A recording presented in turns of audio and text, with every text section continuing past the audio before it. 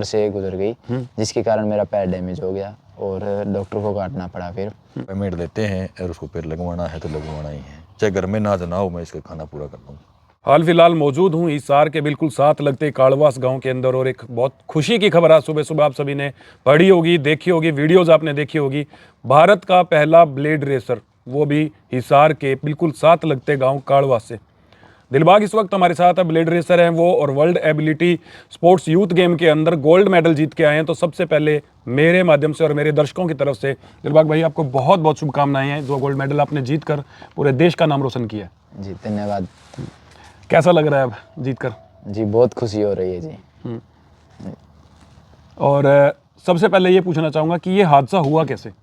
पैर जो आपने गवा दिया, क्या वाकया ऐसा रहा, कैसे ये हादसा हुआ? जब 2011 में मैं यहीं घर से गांव में जा रहा था, तो पीछे से टाटा चार सात मेरे ऊपर से गुजर गई, जिसके कारण मेरा पैर डैमेज हो गया और डॉक्टर को काटना पड़ा। फिर तो उसके बाद से 2014 से मैं गेम शुरू कर दिए, जो कि स्टेट लेवल पर स्कूली गेम होते थे। उसके बाद मैंने 2021 से जो एथलेटिक होती है उसमें भाग लिया, जिसके 3 महीने बाद मेरे ये ब्लेड फुट लगा था और तब से मैं प्रैक्टिस कर रहा हूँ। कितना जो खर्चा है इसका, जो ब्लेड फुट आपको लगाने के लिए आया? इसका 5 लाख रुपए खर्चा है जी, जो कि एक प्रोफेसर है अपने HUU के, उन्होंने मेरे को ये दिए। क्योंकि मैं देख रहा हूँ परिवार की जो स्थिति आर्थिक रूप से काफ़ी कमज़ोर है, बहुत मुश्किल आती है। तो आप हर रोज़ गिरी सेंटर जाते हैं प्रैक्टिस करने के लिए सुबह शाम, तो वहाँ कैसे जाते हैं फिर? पापा लेके जाते हैं जी, बाइक से जाते हैं सुबह शाम दोनों टाइम, और पापा करते हैं जी सभी आने जाने का। सुबह जाते हैं, दोपहर में वापस आते हैं, फिर शाम को जाते हैं और शाम को रात को वापस आते हैं जी। लोग तो एक उंगली कटने के बाद भी हौसला छोड़ देते हैं, पूरा पाँव आपका चला गया एक्सीडेंट के अंदर, और आज इतनी बड़ी जो एक काबिलियत है, इतना बड़ा एक जो इनाम आप जीत कर आए, अगला पड़ाव आपका क्या होने वाला है? अगला पड़ाव जी मेरा जो है एशियन है, उसके बाद कॉमनवेल्थ होने हैं, और उसके बाद जो है पैरालंपिक में लक्ष्य है जी मेरा। अच्छा बताइए, भारत के अंदर आप अकेले ब्लेड रनर हैं? जी मेरी कैटेगरी के अंदर मैं इंडिया के अंदर खेल रहा हूँ जी। हाँ जी। तो अभी जब आप ये गेम करके आए थाईलैंड के अंदर, तो फिर वहाँ कंपटीशन किस तरीके का रहा? वहाँ कंपटीशन मेरे साथ और कैटेगरी कंबाइन हो जाती है, जिसके कारण मेरे को मेरी कैटेगरी से ज़्यादा संघर्ष करना पड़ता है, तो जिसकी वजह से मेरा मान लो जो यहाँ की प्रैक्टिस थी मैंने उस कैटेगरी के हिसाब से ही की, जिसके कारण मेरा बढ़िया मेडल बना। अच्छा, कितना मतलब सुबह शाम दोनों टाइम कितने घंटे प्रैक्टिस करते हो, क्या खाना पीना रहता है, पूरा शेड्यूल? क्योंकि मेरे दर्शक आज हर एक बात आपकी सुनना चाहते हैं। लगभग 2.5-3 घंटे सुबह, 2.5-3 घंटे शाम को प्रैक्टिस होती है जी। और खाने पीने का शेड्यूल अपना घर का ही है जी, जो भी डाइट होती है जो कोच बताते हैं या जिम के जो ट्रेनर है उन बताए हुए डाइट खाते हैं जी। तो किसके अंडर आप कोच, कौन आपके, कौन ट्रेन कर रहा है आपको? भूपेंद्र बामल है जी, जो कि खुद नेशनल प्लेयर है लॉन्ग जंप के, वो खुद भी ट्रेनिंग करते हैं और मेरे को भी कराते हैं। और जिम के अंदर अनिल और संदीप बाकर है जी, जो अनिल की तो खुद की जिम है जी, उन्होंने आज तक मेरे से कोई फीस का चार्ज नहीं लिया जिम का, और संदीप जो है वो मेरे ट्रेनर है जी। हर एक वो व्यक्ति जिसने दिलबाग को आगे बढ़ने के अंदर हौसला अफजाई की, चाहे वो उनको ब्लेड फुट देने के लिए वो डॉक्टर साहब थे, चाहे इनके जिम के ट्रेनर हैं बेशक, चाहे इनके गेम के ट्रेनर हैं, और सबसे बड़ी बधाई के पात्र तो इनके पिता है, जिन्होंने एक सपना है उसको जिंदा रखा। बेशक बेटे ने पैर खो दिया, लेकिन सपने को मरने नहीं दिया। उन्हें अपने बेटे को हर रोज़ सुबह वो लेकर जाते हैं, शाम को लेकर जाते हैं, घर का काम भी है, और घर की आर्थिक स्थिति आप देख ही रहे हैं कि किस तरीके के बावजूद उसके इन्होंने अपने स्वाभिमान के ऊपर आंच नहीं आने दिया, और बेटे को आज गोल्ड मेडल। क्या क्रेडिट किसको देना चाहते हैं ये गोल्ड मेडल का क्रेडिट? सबसे पहले क्रेडिट तो पिताजी को ही जाएगा जी, उसके बाद जाता है जो जिन्होंने मेरे को फुट दिया, जो इस लायक बनाया उन्होंने, फिर क्रेडिट उनको जाता है जी। बाद में मेरे जो सपोर्टर्स हैं जिन्होंने मेरे को आगे की जानकारियाँ दी या मेरे साथ जुड़े रहे, उनको जाता है जी। कितना भावुक पल था जब गोल्ड मेडल आपके जो है गले में पहनाया जा रहा था? भावुक हो गए थे उस वक्त के? जी बिल्कुल, इतनी खुशी हो रही थी कि जैसे कि मान लो एक कहते हैं ना राजा जैसे बन जाता है, इतनी खुशी होती है, क्योंकि पहला इंटरनेशनल था जी, और जब वहाँ पे खड़े होते हैं तो राष्ट्रीय गान बजता है जी, तो सब चीज़ें दूर हो जाती है उस टाइम। कोई भी मन में घृणा इच्छा वगैरह कुछ नहीं रहता, बस वही बजता है जी, उसमें धुन चलती है, फिर भी शब्द अपने आप आ जाते हैं। साथ आपके कौन गया था इस गेम में? इस गेम में साथ कोई नहीं जाता जी, अकेले को जाना पड़ता है। उस वक्त कितना इंतज़ार था कि मैं अब कितना जल्दी भारत पहुंचूंगा, भारत पहुंच के अपने पिता से मिलूंगा और ये गोल्ड मेडल है उनको जब मैं दूंगा, तो वो इंतज़ार जो आपको करना पड़ रहा था आने में, वो कितना मुश्किल रहा आपके लिए? जी बिल्कुल। जिस दिन मेरा मेडल आया तो लगभग 11:30-12 बजे का टाइम था। उसके बाद रात पूरे दिन हम मान लो इंतज़ार करते रहे कि कब निकले और पूरी रात हमें नींद नहीं आई। 4 बजे सुबह को हमें निकलना था होटल से और दूसरे दिन हमारी शाम को 5:55 पे फ्लाइट थी। तो तब तक हमको ना तो नींद आई और ना हम चैन से बैठ पाए। इधर उधर घूम घूम के हमने जो है समय व्यर्थ किया। चलिए, मैं आपको बहुत शुभकामनाएं देता हूं और आपके उज्जवल भविष्य की कामना करता हूं। मेरा हर एक दर्शक आज ये दुआ करेगा आपके लिए कि हम फिर दोबारा आपके साथ इंटरव्यू करने के लिए बैठें। उस वक्त ये मेडल जो है आपका ओलंपिक का मेडल हो, पैरा ओलंपिक के अंदर आप गोल्ड मेडल लेके आए और आपका एक सुनहरा भविष्य हो। जी बिल्कुल। ये ब्लेड फुट है, हाँ जी। इसी को पहन के आप दौड़ते हैं और ये नॉर्मल जब भी कोई काम करते हो तो घर में उसमें इस्तेमाल करते हैं। कृत्रिम पैर है ये और इन कृत्रिम पैरों के साथ और इनके सहारे इतनी बड़ी जो एक मंजिल थी गोल्ड मेडल की, उसको हासिल कर लिया है दिलबाग ने। दिलबाग को गोल्ड मेडल और दिखा दो एक बार सभी को। भाई यही है, देखो, वर्ल्ड एबिलिटी यूथ गेम्स के अंदर 2024 और ये गोल्ड मेडल आज देश के नाम जो है वो दिलबाग लेकर आए हैं। बहुत बड़ी खुशी का ये मौका है। आप एक पिता के रूप में भगवान है। जब दिलबाग ये गोल्ड मेडल लेके आया, इसको अपने हाथ में ले लो क्योंकि आपका सपना था ये। दिलबाग जब ये लेके आया तो भावुक हो गए थे कि आंखों में से आंसू आ गए थे? वो तो आते ही हैं सर। वो तो मैं दिल्ली पहुंचा था रात को 9:30-10 बजे। तो मैं यहाँ से बैठा था घर से 11, 11:30, 12 बजे चला था। तो मेरे को हिसार जाना मान लो बहुत ज़्यादा हो रहा था। उसके बाद मैं वहाँ से बस जाती है जो कृष्णा पेरिस, मैंने सोचा ये सुपर फास्ट जाएगी, नॉन स्टॉप है, उसमें बैठ जाए। तो उसने 5 घंटे लिए थे।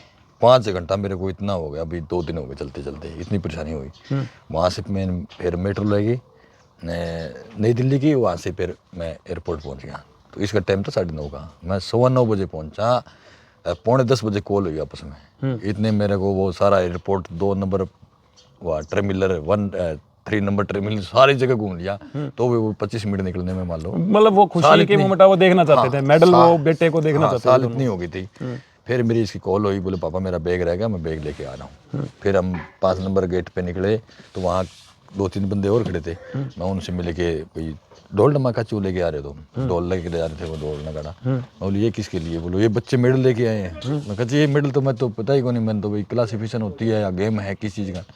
बोले ये इंटरनेशनल गेम था, उसके वजह से ये 4 बच्चे जीत के आ रहे इसके लिए। तो इसका एक हरियाणा का सेक्रेटरी था, वो जा रहा था जमोला नाम का। वो बोला हम ढोल बजाएंगे। मैं जी यहाँ तो आए एयरफोर्स है, मान लो अड़ंगा है तो बजाने कौन देगा अपने को? बोल नहीं यहीं बजाएंगे। ये बाहर निकले, उस टाइम उन्होंने ढोल बजाए, माला पिनाई, मिठाइयाँ, गुलाल खिलाए, फुल मारो कई देर तक, करीब आधी पौने घंटा तक नहीं। ये वो आर्मी वाले बोले दूर चले जाओ, बोले क्यों जाए भाई, हमारे बच्चे मेडल लेके बिल्कुल बिल्कुल जीत के लाए, देश का नाम रोशन किया है। पर ये तो वो खुशी का मौका था जिसको सब देख रहे थे, जिसको सब एंजॉय कर रहे थे। इस खुशी के पीछे एक लंबा संघर्ष पिता के रूप में आपने किया।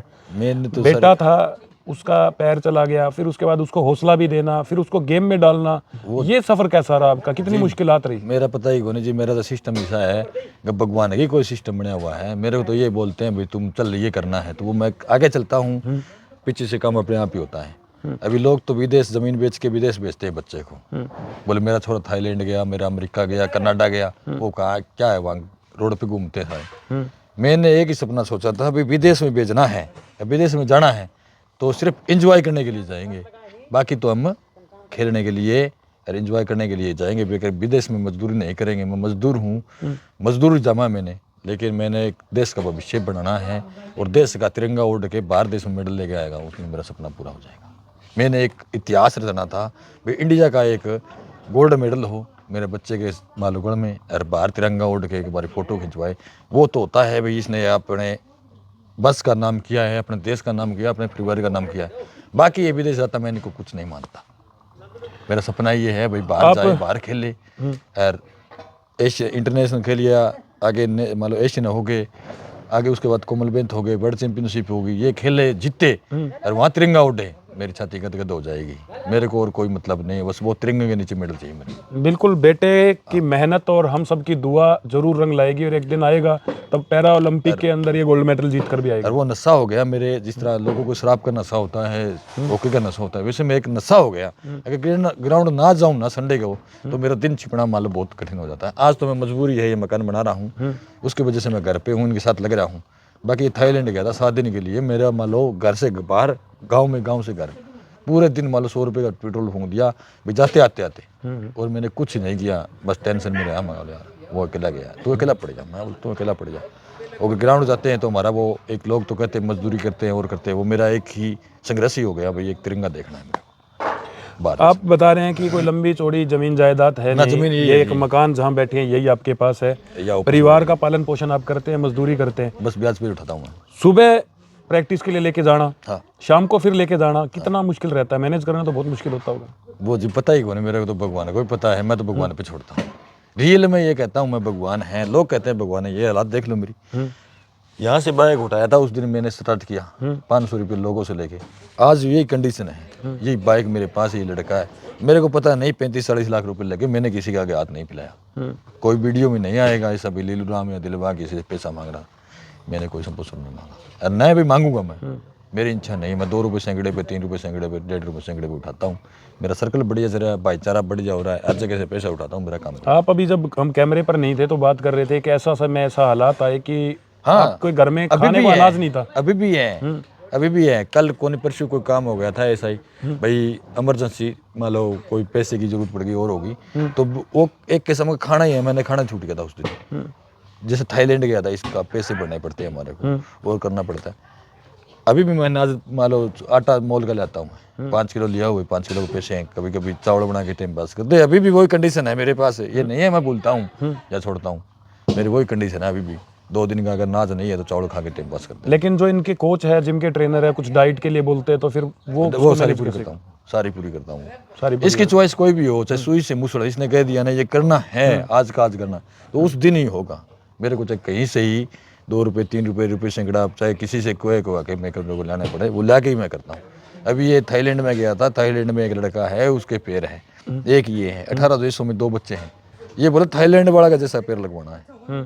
अभी मैं पैर लगवाऊंगा, मैं मान लो लोगों से पैसे उठा रहा हूँ ब्याज पे। एक बारी मेरा काम तो और था, वो मान लो कोई देना था किसी को, वो हो गया। अब मैं थाईलैंड के लड़के के पैर है ना, वो पैर लगवाना है मेरे को। तो वो काफी महंगा पैर है, वो 5-5.5 से ऊपर पड़ेगा, 6 पड़ेगा, 6-6.5 का पड़ेगा। वो ये आया था उस टाइम 5 लाख का, आज से 3 साल 3 महीने पहले।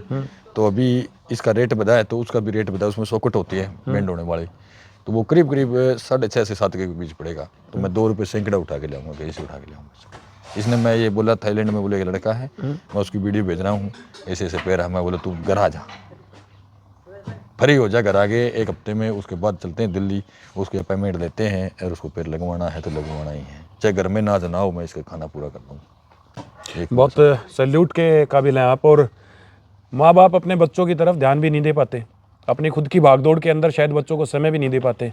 लेकिन एक ऐसा पिता यहाँ पर है जो अपने बेटे की हर ख्वाहिश पूरी करना चाहता है। वो चाहता है कि वो गोल्ड मेडल पैरा ओलंपिक जो गेम होते हैं उसके अंदर लेकर आए, तिरंगा ओढ़ कर वो आए, गले में मेडल वो डाल कर आए। और अब 7 लाख रुपए पैर जो लगवाने के लिए पैसे नहीं है, परंतु ब्याज पर उठाकर भी पैर लगवाएगा। तो आज बहुत बड़ी सीख ये वीडियो आप सब जो भी माता पिता अभिभावक है, जो भी इस मेरी वीडियो को देख रहे हैं, उनको बता रहा हूँ कि अपने बच्चों पर ध्यान देना कितना ज़रूरी है। और ये बच्चे ही हमारी बड़ी सबसे खेती है, यही हमारे सपने पूरे करते हैं।